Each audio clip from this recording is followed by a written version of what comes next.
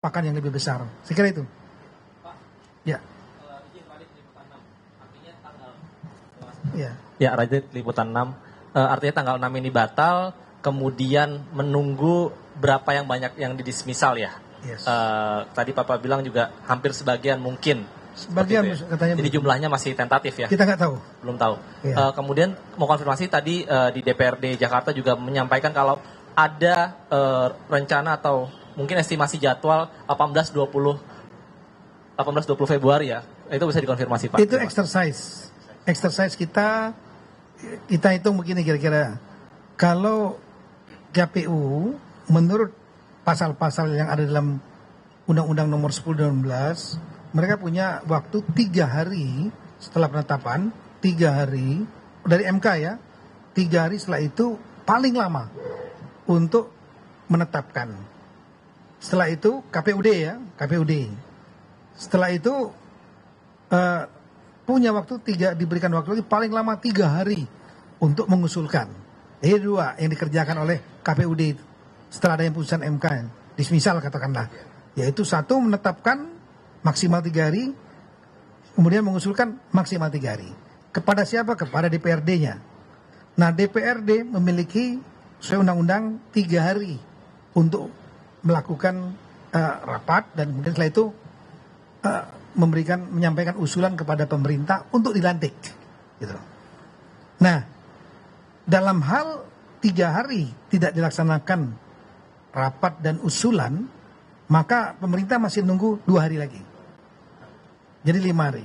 Hari ke-6 diambil alih oleh pemerintah usulannya. Nah, pemerintah setelah menerima usulan, baik itu dari DPRD atau yang diambil alih, dihitung setelah itu 20 hari maksimal sudah harus dilaksanakan pelantikan.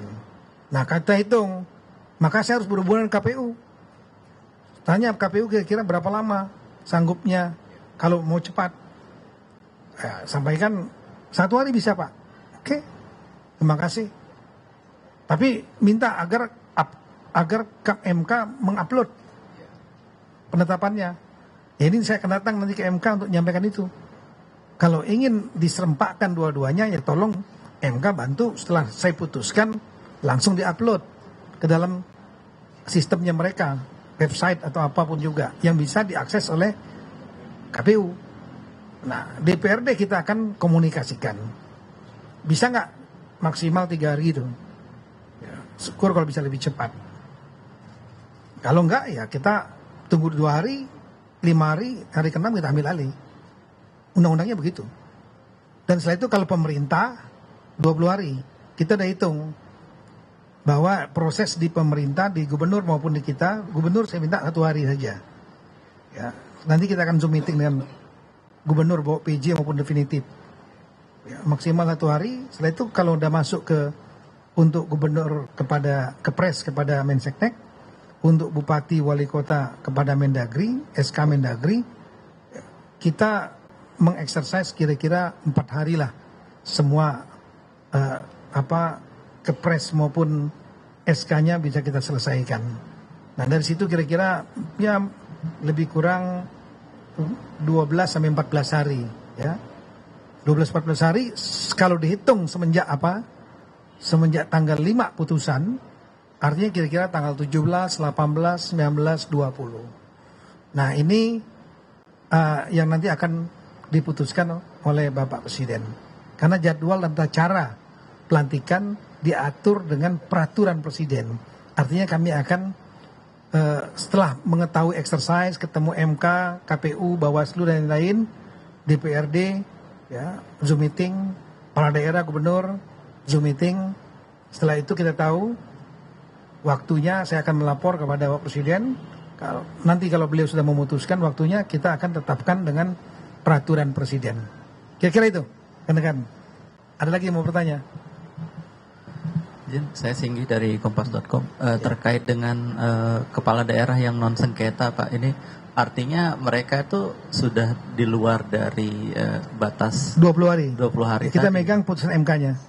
Kemudian soal penundaan kembali ini apakah akan dikonsultasikan lagi ke Komisi 2? Hari Senin nanti ada rapat kerja dengan Komisi 2 DPR RI, sekaligus juga salah satunya saya akan menyampaikan hal ini. Karena ini kan ada putusan sela yang kita nggak tahu gitu. Yang kemarin tanggal 30.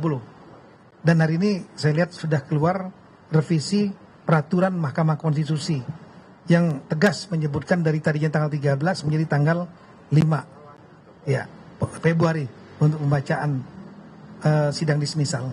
Yang lain? Ya, izin saya suara dari Kompas TV, Pak. Ya. Mungkin bisa dipertegas lagi, Pak. Apakah nanti pelantikan ini diserahkan ke daerah masing-masing, apa secara serentak? Terus kemudian yang kedua ini, jika ada pengunduran waktu, apakah nanti disesuaikan juga masa jabatannya, Pak? Begitu, terima kasih.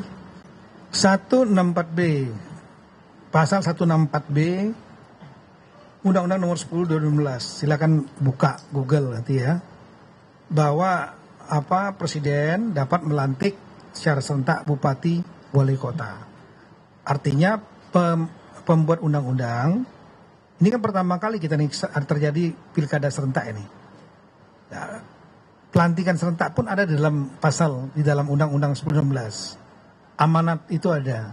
Dan itu untuk pelantikannya ini termasuk biasanya gubernur yang dilantik presiden, bupati wali kota dilantik oleh gubernur. Itu yang lazim dilakukan, tapi undang-undang ini memberikan kewenangan dan amanat untuk keserentakan, maka bupati dan wali kota dapat dilantik oleh presiden. Dan presiden akan melantik gubernur, bupati, wali kota yang tidak ada sengketa MK, termasuk yang tambahan sekarang dismisal secara serentak. Itu. Yang kedua tadi apa, Pak? Oh ya, masa jabatan itu kan sebenarnya sudah diatur di dalam sebenarnya dalam undang-undang, ya, dalam Undang-Undang Nomor 10 2016 itu ada untuk masa jabatan kepala daerah hasil pilkada tahun 2020 berakhir pada tahun 2024, artinya 31 Desember 2024. Tapi kemudian ada gugatan dan kemudian ke MK, dan MK kemudian memutuskan bahwa masa jabatannya bukan 31 Desember 2024 menganulir itu, tapi masa jabatan hasil pilkada 2020 berakhir setelah dilantik hasil pilkada tahun 2024 yang 27 November. Saya kira itu. Baik, satu lagi terakhir. Singkat saja Pak, kalau untuk tadi kan nanti akan ada rapat kerja bersama Komisi 2 di hari Senin depan. Apakah itu akan sekaligus keluar atau menginformasikan tanggal resmi atau mungkin penetapan tanggal? Barusan kita mendengarkan pernyataan resmi dari Menteri Dalam Negeri Tito Karnavian soal pengunduran jadwal pelantikan kepala daerah di Pilkada 2024. Tadi disampaikan sebelumnya pemerintah dan juga DPR telah menyepakati pelantikan akan digelar pada tanggal 6 Februari 2025. Kemudian nanti dalam rapat kerja dengan DPR yang rencananya digelar pada hari Senin akan dibahas soal pengunduran jadwal, mengingat juga dengan apa yang disampaikan pada saat Tito mengatakan soal putusan sela Mahkamah Konstitusi yang jadi pertimbangan kembali untuk mendiskusikan ulang tanggal pelantikan kepala daerah yang terpilih di tahun 2024 kemarin.